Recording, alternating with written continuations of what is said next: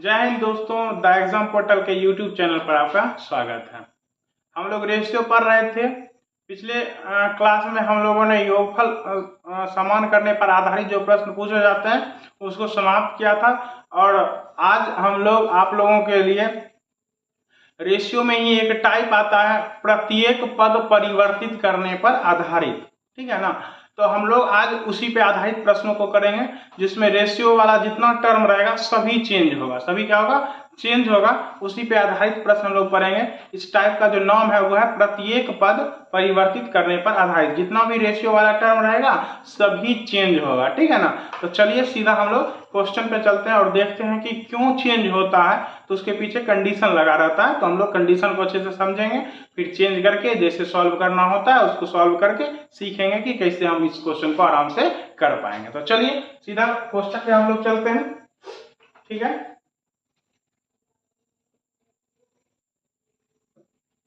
देखिए क्वेश्चन है आपका कि ए, बी और सी अपनी आय का क्रमशः 80%, 85% और 75% खर्च करते हैं। यदि उनकी बचत का अनुपात 8:9:20 हो तथा ए और सी की आय में 18,000 रुपये का अंतर हो तो बी की आय क्या होगी। तो बी की आय क्या होगी। अब इस टाइप में जब हम लोग प्रश्न करेंगे ना तो देखेंगे कि यहाँ पर जो देखिए ये 18,000 जो है निश्चित राशि है। निश्चित राशि में क्या है, तो आय का वैल्यू क्या है, आय का वैल्यू ए और सी के आय का अंतर। तो बोलेंगे आय का अंतर है तो आय के अंतर का तुलना तो हम लोग आय के अंतर से करेंगे। अब उसके लिए हमको रेशियो वाला टर्म चाहिए, किसका, तो आय का। लेकिन क्या आपको ये जो रेशियो वाला टर्म दे रखा है क्या ये आय का है, नहीं, ये बचत का अनुपात है। किसका अनुपात है, बचत का अनुपात। तो हमको आय के अंतर का तुलना करने के लिए आय का रेशियो चाहिए था, लेकिन ये बचत का है। तो हम लोग बचत को किस में बदलेंगे, आय में बदलेंगे। फिर आय का रेशियो लिखा जाएगा, फिर आय का तुलना हम लोग आय से कर देंगे, ठीक है। तो चलिए देखते हैं कैसे बदलते हैं हम लोग, तुलना कैसे करते हैं। देखिए तो हम लोगों को दे रखा है ए बी सी के किसका रेशियो दे रखा है हम लोगों को, आय का रेशियो, बचत का रेशियो दे रखा है ना। तो चलिए ए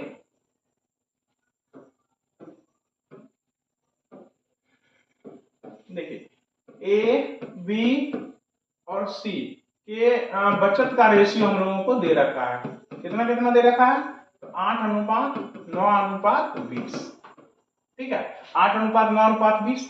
लेकिन हम बोले निश्चित राशि हम लोगों को क्या देना दे रखा है, तो 18,000। हम बोले निश्चित राशि जो है वो आय का है, क्या, आय का अंतर। किसका आय का अंतर, तो ए और सी के आय का अंतर। तो बोले इसका तुलना भी हम लोग आय के अंतर से ही करेंगे, ए और सी के आय के अंतर से।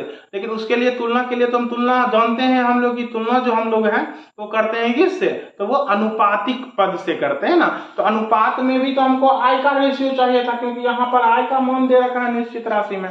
तुलना भी हम लोग आय से ही करेंगे अनुपातिक राशि में, लेकिन आय का रेशियो तो दे ही नहीं रखा है, हमको दे रखा है किसका, बचत का। हम बोले इस बचत को हम लोग क्या कर लेंगे, आय में कन्वर्ट कर लेंगे, आय में बदल लेंगे, ठीक है। तो कैसे चेंज करेंगे आय में बचत को, तो हम बोले यहाँ पर आपको ये कंडीशन दे रखा है ना, इसको यूज करके हम लोग इसको बचत को किसमें बदल लेंगे, आय में बदल लेंगे। तो ये जो है ये क्या दे रखा है आपको, खर्च दे रखा है। मतलब ये जो है वो 80% खर्च कर रहा है, ये अपनी आय का 80% खर्च कर रहा है। अगर हम आय को 100 मान लें कि ए का आय 100 है तो वो 80 खर्च कर रहा है, तो बचत कितना कर रहा है, तो बोलेंगे 20 का बचत कर रहा है। तो बोलेंगे ए के बचत का तुलना ए के बचत से 20 से कर देंगे। हमको आय निकालना है तो बस आय से गुना कर देंगे, तो आय निकल गया ए का। उसी तरह से देखिए बी कितना खर्च कर रहा है, तो बी 85% खर्च कर रहा है। बोलेंगे अगर बी का आय 100 मान ले तो वो 85% खर्च कर रहा है, तो बोलिए बचत कितना कर रहा है, तो बचत आपका 15 कर रहा है ना वो। तो 15 से तुलना कर देंगे, बचत का तुलना बचत से, हमको आय चाहिए तो आय से गुना कर देंगे 100 से। उसी तरह से सी का देख लेते हैं, तो सी कितना खर्च कर रहा है, 75 खर्च कर रहा है, तो बोले सी बचत कितना करेगा, तो बोलेंगे 25 करेगा बचत। तो चलिए बचत का तुलना बचत से, हमको आय से क्या कर देना है, गुना कर देना है, तो आय का निकल जाएगा। चलिए उसी तरह से अब इसको काट लेते हैं। अब ये बचत नहीं रहा, ये किसमें चेंज हो गया, ये आपका आय में कन्वर्ट हो गया। अब ये आय का रेशियो हो गया। चलिए कट रहा है तो काट लीजिए, 20 25 100 कट रहा है, ये आपका कट जाएगा, 5 तिया 15, फिर 20 25 100, सॉरी ये 3 होगा ना, 5 से काट रहे हैं, हाँ ये 3 होगा, तो 3 से फिर 9, 3 बार में, ठीक है। उसी तरह से 25 से ये कट जाएगा 4 बार में, 100। अब देखिए ये आप 25 40 हो जाएगा, ये 20 60 हो जाएगा, ये 20 चौका 80। तो आपको पता है 40 20 से कटता है कितनी बार में, तो 20 दूनी 40, ये 60 है तो 20 से कितना बार में, 3 बार में, ये 80 है तो ये कितना बार में, तो आपका 4 बार में। तो रेशियो जो आ गया वो आपका आ गया 2:3:4। किसका, तो ए बी और सी के आई का। तो ए बी और सी के आई का अनुपात अब हम लोगों को पता चल गया बस, और निश्चित राशि का तुलना हम लोग कर देंगे अनुपातिक राशि से। तो ये 18,000 हम लोगों को अंतर दे रखा है, किसका, ए और सी का। तो देख लीजिए ए और सी में कितने का अंतर है, ए और सी में कितने का अंतर है, आई में तो 2 का अंतर है, तो 2 से कर देंगे। और आपसे किसका पूछा जा रहा है, तो बी का है, तो बी का है कितना है, 3 है, तो बस 3 से गुना कर देना। 2 9 18, तो 9 तिया 27, तो हमारा जो सही आंसर हो जाएगा वो क्या हो जाएगा, 27,000, जो कि ऑप्शन नंबर 2 में दे रखा है आपका सही आंसर 27,000। ठीक है, चलिए आगे बढ़ते हैं। इसी टाइप से हम लोग जहां पर हम लोगों को लगेगा नहीं यहाँ पर ये पद चेंज होना चाहिए, और इस टाइप के जो प्रश्न होते हैं वो मेंस में जनरली पूछे जाते हैं। और इसमें हम लोगों को ध्यान क्या रखना है कि जिस टर्म में हमारा निश्चित राशि रहेगा, ठीक है ना, अनुपातिक राशि भी उसी टर्म का होना चाहिए। अगर नहीं दे रखा है तो आप समझ जाइए वहां पर आपको अनुपातिक राशि को कन्वर्ट करना पड़ेगा, किसमें, निश्चित राशि के टर्म में। ठीक है, तो चलिए आगे बढ़ते हैं दूसरे क्वेश्चन पे। देखिए ये क्वेश्चन देख लीजिए, कह रहा एक हीरे का मूल्य उसके भार के वर्ग का अनुक्रमानुपाती है। एक व्यक्ति से गलती से यह हीरा 3 टुकड़ों में टूट जाता है 3:5:7 में, और इस वजह से उसे 42,600 रुपए की नुकसान हो जाती है। ठीक है, तो कह रहा हीरे का वास्तविक मूल्य क्या था। अब नुकसान हो गया बेचारे को, तो हम लोग क्या करेंगे, देख लेते हैं कि वास्तविक क्या होगा। सही बात, अगर कोई चीज टूट जाता है तो उसका वैल्यू कम हो जाता है ना। तो देखिए यहाँ पर अगर एक रिलेशन दे रखा है उसको हम लोग अच्छे से समझेंगे। कह रहा है कि एक हीरे का मूल्य उसके भार के वर्ग का अनुक्रमानुपाती है, मतलब मूल्य के बारे में बता रहा है कि मूल्य जो है ना वो भार के वर्ग का अनुक्रमानुपाती है, मतलब समानुपाती है, समानुपात का चिन्ह दे देंगे। मतलब मूल्य बराबर हो जाएगा, मूल्य बराबर क्या हो जाएगा, भार का स्क्वायर। एक तरह से हम लोग बोल सकते हैं कि मूल्य जो होगा वो भार के स्क्वायर के बराबर में होगा। तो देखिए अब हीरा क्या है, टूट रहा है, 3 भागों में हीरा टूट रहा है। मान लीजिए पहला भाग, ये दूसरा भाग और ये तीसरा भाग, 3 भाग में हीरा टूट रहा है। तो वजन के हिसाब से न टूटा होगा, तो वजन के हिसाब से वो टूट रहा है कितना कितना, तो 3:5:7 के। तो ये वजन हो गया, ये क्या हो गया आपका, वजन हो गया। तो वजन में टूट रहा है तो ये तो वजन हो गया, भार हो गया। हम बोले इसका मूल्य निकालते हैं। मूल्य क्यों निकालेंगे, देखिए यहाँ पर ये जो दे रखा है ये क्या दे रखा है, मूल्य का ही तो अंतर दे रखा है ना। ये मूल्य का अंतर दे रखा है, रुपये की हानि में मतलब मूल्य में दे रखा है। और मेरा जो यहाँ पर अनुपातिक राशि है वो क्या है, वजन का है। तो बोले अगर मेरा निश्चित राशि मूल्य का है तो हमको इसको मूल्य में कन्वर्ट करना पड़ेगा, तभी तो हम लोग मूल्य का तुलना मूल्य से कर पाएंगे। तो चलिए कर देते हैं चेंज। तो मूल्य के बारे में ऊपर में ही बता रखा है क्वेश्चन में कि मूल्य जो होगा भार का बोले तो वजन का स्क्वायर के बराबर होगा। किसके बराबर, तो स्क्वायर के बराबर। तो चलिए कर लीजिए, 3 का स्क्वायर कितना 9, 5 का स्क्वायर कितना 25, 7 का स्क्वायर कितना 49। ठीक है, मतलब इतना उसको प्राप्त हुआ। तो बताइए कितना प्राप्त हुआ, तो जोड़ दीजिए। उसको कहा कि नुकसान हो गया कितना, 42,600 का। ये निश्चित राशि में नुकसान, नुकसान का मतलब क्या, अगर वो नहीं टूटा होता हीरा, अगर हीरा टूटा नहीं होता तो नहीं टूटा होता तो उसका वजन कितना होता, आप ही बता दीजिए। 3 5 8 8 7 15, मतलब 15 इसका वजन होता। अगर 15 इसका वजन होता तो इसका प्राइस कितना होता, तो बोलेंगे 15 का स्क्वायर जो होगा वही इसका प्राइस होगा, वही इसका मूल्य होगा। तो इसका मूल्य 225 तब रहता। लेकिन यहाँ पर देखिए उसका मूल्य कितना हो रहा है, तो 49 + 25, तो आपका हो गया 74, 74 और 9 कितना हो गया, 74 86 83, 83 हो रहा है। मतलब ऐसे टूट गया जिसके कारण उसका मूल्य अब 83 रुपया ही रह गया। नहीं टूटता तो उसका दाम कितना 225 रह गया हो जाता। तो बोले उसको नुकसान हो रहा है, कितने का नुकसान हो रहा है, तो बोलेंगे घटा देंगे 225, बिना टूटे 225 दाम है, टूट गया जिसके कारण उसको 83 ही मिल रहा है, तो इसको घटा दीजिए। 5 में से 3 गया 2, ये आपका यहाँ हो गया आपका 12, 12 में से ये 8 गया 4, फिर ये 1। अब 142 रुपये का ना उसको नुकसान हो रहा है टूटने के कारण। तो बस नुकसान का तुलना हम लोग नुकसान से कर देंगे, जो पूछेगा उससे क्या कर देंगे, गुना कर देंगे। क्या पूछा जा रहा है आपसे, तो हीरे का वास्तविक मूल्य, हीरे का क्या पूछा जा रहा है, वास्तविक मूल्य। तो अब हम इस लोग को इसको हटा देते हैं, ठीक है ना, इसको हटा देते हैं। हाँ, तो हीरे का वास्तविक मूल्य पूछा है, तो बताइए हीरे का वास्तविक मूल्य कितना था? 15 का स्क्वायर मतलब 225 ना, तो 225 से गुना। हीरे का वास्तविक मूल्य मतलब बिना टूटे मूल्य, तो बिना टूटे तो 225 के बराबर होगा। तो बस ये तो कट जाएगा आपका कितनी बार में? 3 बार में। तो 225 दिया तो आपका हो जाएगा 675, उस पे 2 जीरो हमारा सही आंसर हो जाएगा, जो कि ऑप्शन नंबर कितना है? 3 में आपका सही आंसर दे रखा है 675 पर 2 जीरो। ठीक है, तो हमारा सही आंसर हो जाएगा ऑप्शन नंबर 3। चलिए आगे बढ़ते हैं दूसरे क्वेश्चन की तरफ। देखिए कह रहा है 3 कार की गति का अनुपात 2:3:4 है, तदनुसार उन तीनों कारों द्वारा समान दूरी तय करने में समय का अनुपात क्या होगा? इसका एक नियम है। क्या नियम है? ये टाइम एंड डिस्टेंस का क्वेश्चन है, इसमें हम रेशियो को यूज कर सकते हैं आराम से, लेकिन इसमें एक नियम है। वो नियम क्या है कि जब दूरी समान हो, जब दूरी समान हो तब चाल जो होता है वो समय का व्युत्क्रमानुपाती होता है, और समय जो होता है वो चाल का व्युत्क्रमानुपाती होता है। कंडीशन हम लोगों को ध्यान रखना है। क्या ध्यान रखना है? कि जब दूरी समान हो, दूरी जब क्या हो? समान हो, तब चाल जो होगा वो समय का व्युत्क्रमानुपाती, और समय जो होगा वो चाल का व्युत्क्रमानुपाती। इसका मतलब क्या हुआ? जब एक ही दूरी तय करना हो तो अगर हम चाल बढ़ाएंगे तो समय मेरा घटते चल जाएगा, अगर हम चाल घटाएंगे तो समय मेरा बढ़ते चला जाएगा। बात समझ ना? तो यही यहाँ पर हम लोगों को यूज करना है कि दूरी जब समान हो तो चाल समय का और समय चाल का व्युत्क्रमानुपाती होता है। तो हम लोगों को दे रखा है किसका अनुपात? गति का अनुपात। किसका? गति मतलब चाल का अनुपात आप लोगों को दे रखा है 2:3:4। ठीक है ना? दूरी तो लिख रखा है क्लियरली कि दूरी क्या है? समान है। समान दूरी तय करने में ना, तो दूरी तो समान है, तो हम बोले अगर दूरी समान हो तो गति जो होता है वो समय का, और समय जो होता है वो गति का क्या होता है? व्युत्क्रमानुपाती होता है। तो चलिए इसको हम लोग व्युत्क्रमानुपाती कर देंगे। तो व्युत्क्रमानुपाती करेंगे तो 1/2, 1/3, 1/4 हो जाएगा। इसके लिए हम लोग स्टार्टिंग क्लास में ही 1 नंबर 2 नंबर जो क्लास था हम लोगों का रेशियो का, उसमें हम लोग ये सब सीख चुके हैं, तो हम डायरेक्ट इसको कर देंगे। इसका निकालना है तो इससे गुना कर देंगे सीधा, 3 चौक 12 हो जाएगा। इसका निकालना है तो इससे गुना कर देंगे, यह 8 हो जाएगा। फिर इसका निकालना है तो इससे गुना कर देंगे, 3 दूनी 6 हो जाएगा। कट रहा है तो काट लेंगे, नहीं कटेगा तो छोड़ देंगे। तो कट रहा है ना, 6 दूनी 12, 4 दूनी 8, फिर 2 तिया 6, सब कट रहा है तो 6 4 3 हमारा सही आंसर हो जाएगा, जो कि ऑप्शन नंबर क्या है? 3। चलिए, तो ये पिछले साल देखिए बिहार एसएससी का जो बिहार एसएससी अभी जो निकल रखा है सीजीएल, उसी का प्रश्न है 2015 में जो इसका एग्जाम हुआ था उसी में आया था। ठीक है ना? चलिए आगे बढ़ते हैं नेक्स्ट क्वेश्चन।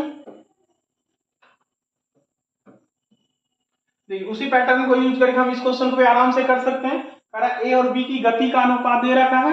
यदि ए निश्चित दूरी तय करने में, निश्चित दूरी तय करने में मतलब दूरी दोनों के लिए क्या है? समान है, बी से 24 मिनट अधिक लेता है। तो चलिए पहले लिख लेते हैं, दूरी यहाँ समान है। जब दूरी समान होता है तो हमको पता है जो चाल होगा ए और बी का दे रखा है ना, ए और बी का।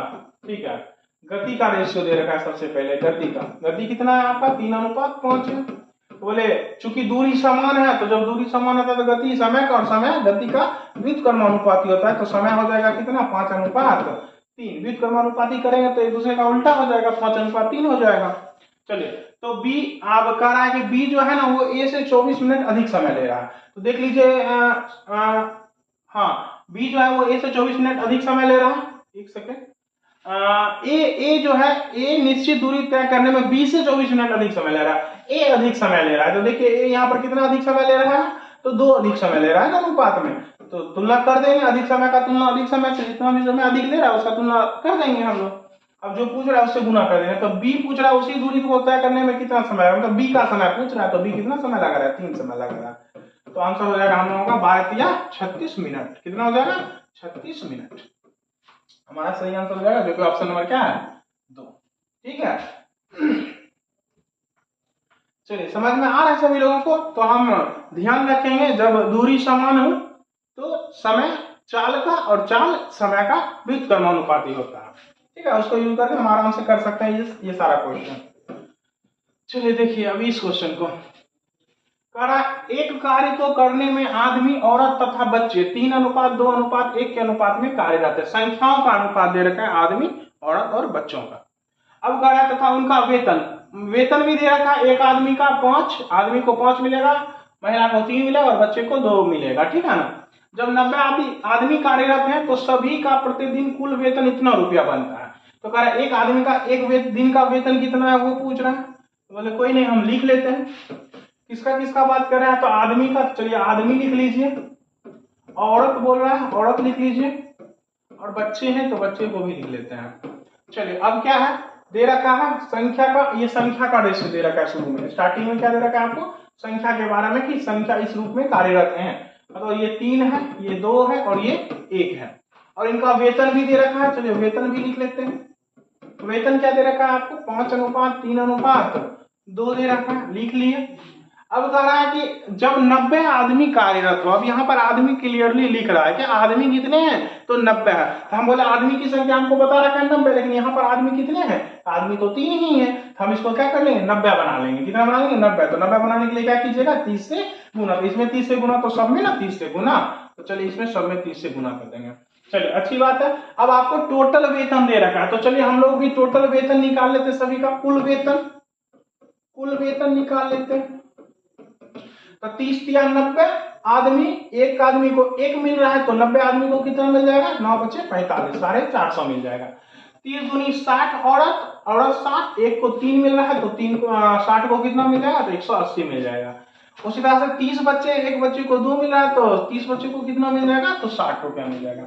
सभी मिला के एक दिन में कितना वेतन प्राप्त कर रहे हैं, तो 10,350।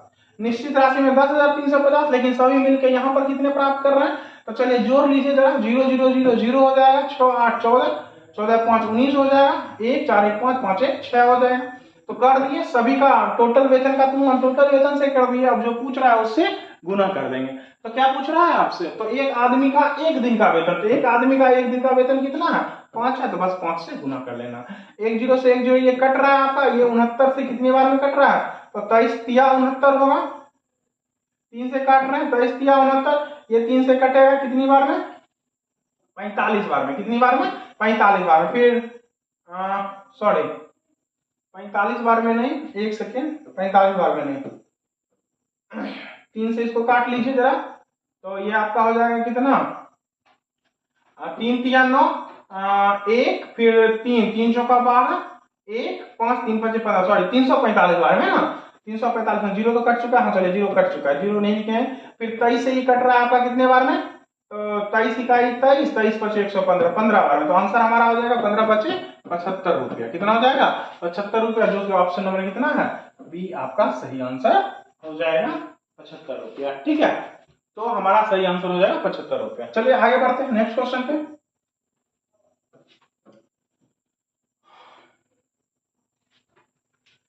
ए बी और सी 3 मजदूरों की मजदूरी का अनुपात दे रखा है 10 12 और 15। ए का वेतन 5:6 के अनुपात में बढ़ता है, बी का वेतन 3:4 के अनुपात में बढ़ता है, और सी का वेतन 3:5 के अनुपात में बढ़ता है। तो ए बी सी की मजदूरी का नया अनुपात समझना है, क्वेश्चन क्या कर रहा है, पहले वो समझना है कि क्वेश्चन क्या कह रहा है। तो पहले अनुपात कितना था, तो 10 12 15। अब कह रहा है ए का वेतन बढ़ता है, तो बढ़ता है तो परसेंट में बढ़ना चलेगा, ऐसा कोई परसेंट नहीं दे रखा है। इसमें हमको ये बता रखा है कि ए का वेतन जो है वो 5 पहले था, अब 6 हो गया। पहले कितना था, 5, अब कितना हो गया, 6 हो गया। उसी तरह से बी का वेतन पहले 3 था, अब कितना हो गया, 4। उसी तरह से सी का वेतन पहले कितना था, 3, अब कितना हो गया, 5। तो उसी तरह से हम लोग चेंज कर लेंगे। तो चलिए, तो नया मजदूरी पूछ रहा है तो बोलते हैं ठीक है, हमको पुराना दे रखा है, नया पूछ रहा है, तो बस चेंज कर लेना। ए बी और सी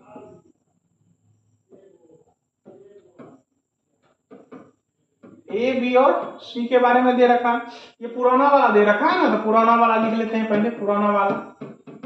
तो पुराना कितना था, 10 12 15, 10 12 और 15 के रेशियो में था ए बी और सी। ठीक है, चलिए हाँ, अब देखिए कहा ए का वेतन जो है 5 से 6 हो गया, मतलब ए का पहले कितना था, 5, फिर कितना हो गया, 6, नया वाला कितना हो गया, वृद्धि के बाद 6 हो गया। तो ये तो पुराना वाला है ना, तो पुराना का तुलना पुराना से कर दीजिए, किससे, 5 से, नया वाले से गुना कर दीजिए, नया वाला निकल जाएगा। ठीक है, उसी तरह से बी का तुलना बी से कर दीजिए, मतलब पुराना वाले का तुलना पुराने वाले से कर दीजिए, 3 से, नया वाला आई कितना हो जाएगा, तो 4 हो जाएगा, तो 4 से गुना कर दो। उसी तरह से सी का पुराना में कितना था, तो 3 था, नया वाला कितना है, तो 4 है, बस 4 से गुना कर दीजिए। बस कट रहा है तो काट लीजिए, कट रहा है, 5 दूनी 10 कट रहा है, 3 चौक 12 कट रहा है, 5 तिया 15 कट रहा है। अब और भी कट रहा है, तो ये हो गया 6 दूनी 12, ये हो गया आपका 4 चौक 16, ये हो गया 5 चौक 20। कट रहा है ना, 4 से सारा कट रहा है, 4 तिया 12 हो जाएगा, 4 चौक 16, 4 पचे 20, तो 3 4 5, 3 4 5 12 16, सॉरी ये 3 पचे 15, ओ सॉरी यहाँ 5 था ना, 3 और 5, तो यहाँ 5 हो जाएगा, कितना हो जाएगा 5 हो जाएगा, तो आपका ये हो जाएगा 20 नहीं, ये 25 हो जाएगा। तो आपका जो सही आंसर होगा, एक सेकेंड, तो आपका सही आंसर हो जाएगा यहाँ से 6 दूनी 12, ये 4 चौका 16 और ये पचे 25, तो 12 16 25, जो कि ऑप्शन नंबर क्या है आपका बी, तो बी आपका सही आंसर हो जाएगा। चलिए अब हमको लग रहा है कि आप लोगों को अच्छे से प्रत्येक पद कैसे चेंज किया जाता है, सभी पद को कैसे चेंज किया जाता है अच्छे से समझ में आ रहा होगा। चलिए आगे बढ़ते हैं नेक्स्ट क्वेश्चन पे। देखिए कह रहा ए और बी की पिछले वर्ष की आय का अनुपात 4:3 था। उन दोनों की पिछले वर्ष और चालू वर्ष की वैयक्तिक आय का अनुपात आपको दे रखा है उसी तरह से। फिर कह रहा है यदि चालू वर्ष के लिए उनकी कुल आय 8,04,000 रुपया हो, 8.04 का मतलब क्या हुआ 8,04,000 रुपया, ठीक है ना। तो बी की पिछले वर्ष की आय क्या थी, बी की आय पूछ रहे हैं लेकिन पिछले वर्ष की, तो चलिए देख लेते हैं। लेकिन देखिए यहाँ पर निश्चित राशि जो है वो वर्तमान आय दे रखा है ना, वर्तमान का, लेकिन आपको रेशियो जो दे रखा है ए और बी का, ए और बी का जो रेशियो दे रखा है वो पिछले वर्ष का दे रखा है ना, पिछले वर्ष का कितना कितना 4:3। लेकिन निश्चित राशि जो दे रखा है 8,04,000, सॉरी हाँ 8,04,000, ये जो दे रखा है ये तो वर्तमान साल का है। देख लीजिए यदि चालू वर्ष के लिए, चालू मतलब ये वर्ष अभी वाला वर्ष ना, वो 8,04,000 है, मतलब ये तो वर्तमान आय का है। बोलेंगे वर्तमान आय का तुलना वर्तमान के आय से करना पड़ेगा हमको, लेकिन हमारा जो आय का रेशियो दे रखा है वो तो प्रारंभिक है, वो तो पिछले साल वाला का दे रखा है, तो हमको इसको वर्तमान में चेंज करना पड़ेगा। तो कैसे चेंज करेंगे, तो यहाँ लिखा हुआ है कि उनकी व्यक्तिगत आय जो है वो 3:4 में और 5:6 में, मतलब ए का जो था वो 3:4 में बढ़ा और बी का 5:6 है, मतलब बढ़ा नहीं, पिछले साल और इस साल का दे रखा है, पिछले साल 3 था और इस साल 4 हो गया ए का, पिछले साल 5 था इस साल 6 हो गया बी का। तो हम बोले कोई बात नहीं, पिछले साल का तुलना पिछले साल से कर देंगे, तो ए का पिछले साल कितना था तो 3 था, इस वर्ष कितना हो गया तो 4 हो गया, 4 से कर देंगे। उसी तरह से बी का पिछले साल कितना था 5 था, इस वर्ष कितना हो गया तो 6 हो गया, तो बस 6 से गुना कर देंगे। अब ये पिछला साल नहीं रहा, ये चालू वर्ष हो गया, ये क्या हो गया आपका चालू वर्ष मतलब अभी वाला वर्ष हो गया, ठीक है। तो ये आपका कट नहीं रहा है, कट रहा है, कट रहा है, 2 दूनी 4 काट लीजिए, 2 तिया 6 काटे, अब तो नहीं कट रहा है, तो ये 4 दूनी 8/3 हो जाएगा, और ये आपका 3 तिया 9/5 हो जाएगा। तो भिन्न में तो रहेगा नहीं, एलसीएम से गुना कर देंगे, तो एलसीएम आपका 15 हो जाएगा, तो 15 से गुना कर लीजिए। तो चलिए ये 5 से कटेगा और ये भी 3 से कटेगा, तो इसको यहां से थोड़ा नीचे कर देते हैं।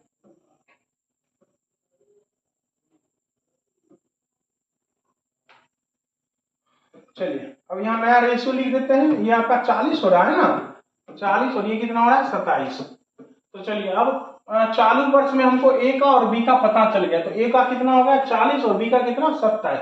ये 8,04,000 क्या था, तो यदि चालू वर्ष के लिए उनकी कुल आय है, तो कुल आय का तुलना कुल आय से करना पड़ेगा, मतलब 40 प्लस 27 कितना 67 से करना पड़ेगा। और हमसे क्या पूछा जा रहा है, बी की पिछले वर्ष की आय पूछ रहा है, हम पिछले वर्ष का कैसे निकालेंगे, हमको तो अब रेशियो को हम चेंज कर लिए किस में, वर्तमान आय में, इस साल के आय में। हम बोले हम तो इसी साल का निकाल पाएंगे ना, तो चलिए इस साल का बी पहले निकाल लेते हैं, पहले इस साल का निकाल लेते हैं, तो ये बी का इस साल का निकल गया, लेकिन हमसे इस साल का नहीं पूछ रहा है, चालू वर्ष का नहीं पूछ रहा है, हमसे पिछले साल का पूछ रहा है। तब बस अब चालू वर्ष को पुनः हम क्या करेंगे, पीछे लेके चले जाएंगे। तो देखिए बी का चालू वर्ष कितना था 6, पिछले साल कितना था 5, तो ये तो चालू वर्ष निकला ना, तो चालू का तुलना चालू वर्ष से कर देंगे, कितना से 6 से कर देंगे, और पिछले साल का पूछ रहा है तो पिछले साल में जाने के लिए 5 से गुना कर देंगे, पिछले साल पहुंच गए। चलिए अब कट रहा है तो काट लीजिए इसको, देखिए कितने से कट रहा है ये, चलिए काटते हैं, 67 है,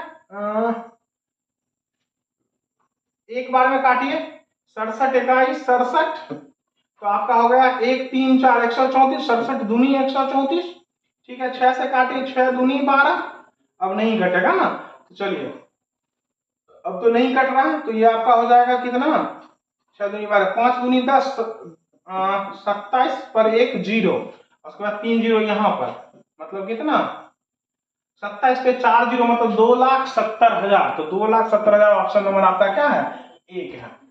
ठीक है, तो आज का जो सेशन था वो प्रत्येक पद परिवर्तित करने पे आधारित था। आप लोगों ने देखा भी हम लोग कैसे किसी भी क्वेश्चन में जिसमें हमको लगेगा नहीं यहाँ पर पद चेंज होना चाहिए, तो कैसे पता करेंगे कि उसमें चेंज होना चाहिए। तो अनुपातिक राशि किसी भी टर्म का दिया रहेगा, निश्चित राशि किसी दूसरे टर्म का दिया रहेगा, तो हम लोग निश्चित राशि के टर्म में अनुपातिक राशि को चेंज करेंगे। और इसके लिए हमको सभी पद को चेंज करना पड़ेगा, इसलिए इस पद का जो मतलब नाम जो है इस टाइप का वो होता है प्रत्येक पद परिवर्तित करने पर आधारित। इस पे एक क्लास और आएगा जो कि सिक्कों और मूल्य में परिवर्तित करने वाला प्रश्न जो होता है उस पे लेके आएंगे अगला क्लास, जो प्रत्येक पद परिवर्तित करने पे ही आधारित रहेगा। तब तक के लिए आप लोग अच्छे से प्रैक्टिस कीजिए। धन्यवाद।